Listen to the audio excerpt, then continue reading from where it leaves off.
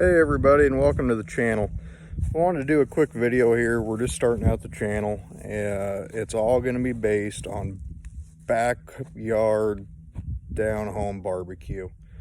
We want to keep it simple. We want to keep it fun. It's stuff that guys can and gals can try out in their own backyards and their own kitchens. We will experiment with some different kind of cooking techniques and tips and tricks.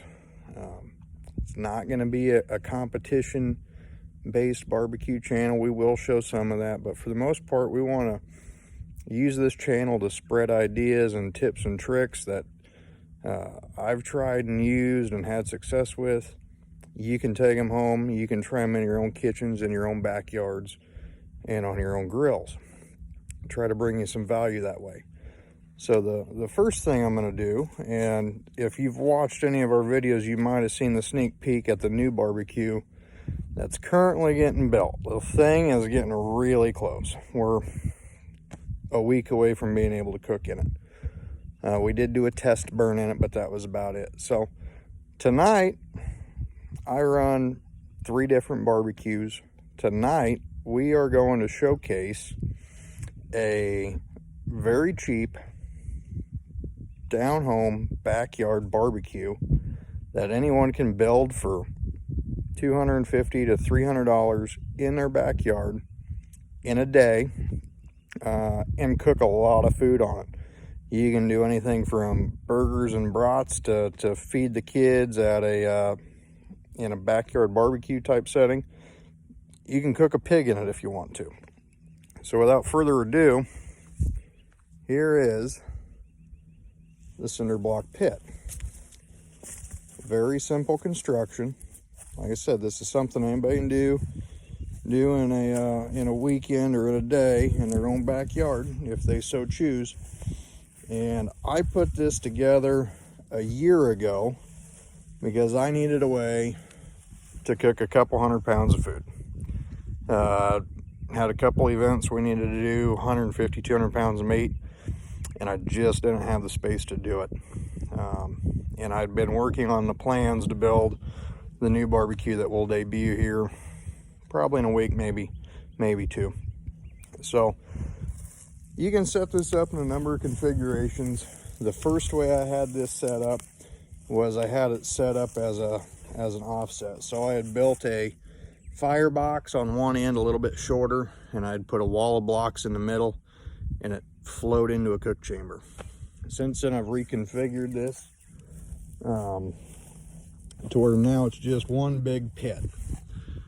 What you can see is we have 5 courses of blocks high. In here we have number 9 flat expanded metal. Number 9 flat expanded metal. So there's no raise to it. It's smooth on top, and we have about a 3/4 inch gap in our expanded metal. On either end, I do have 2 openings to where you can use that. You can shove coals inside of there. It lets air flow into the pit so it breathes, things like that. Up top, it's just very simple. It's just 1/8 inch plate steel. Now we lay on top of the pit to cover it when we're cooking. It's hard to see. This block right here,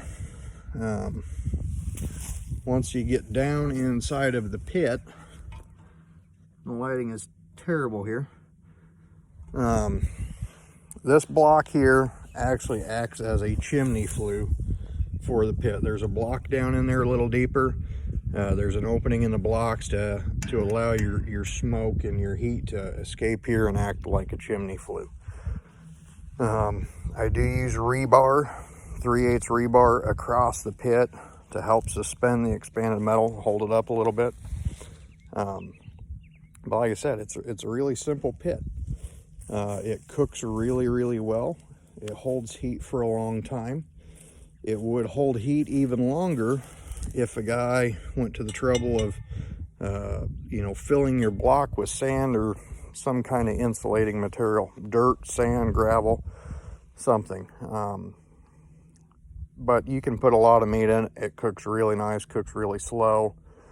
I set it up like this more so to put coals underneath of it and cook on direct heat now versus the original way I had it set up to cook indirectly.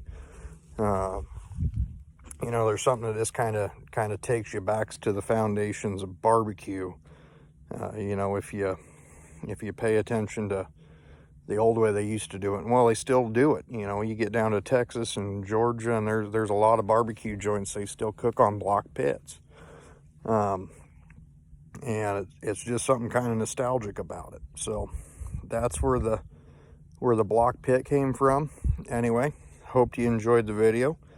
If you want to see more content about this, learn this kind of stuff, we will go into cooking, cooking tips and tricks. We're gonna do some videos on, you know, how to make the best barbecue rub, and what's entailed in that process and picking seasonings. If you like these videos, hit subscribe.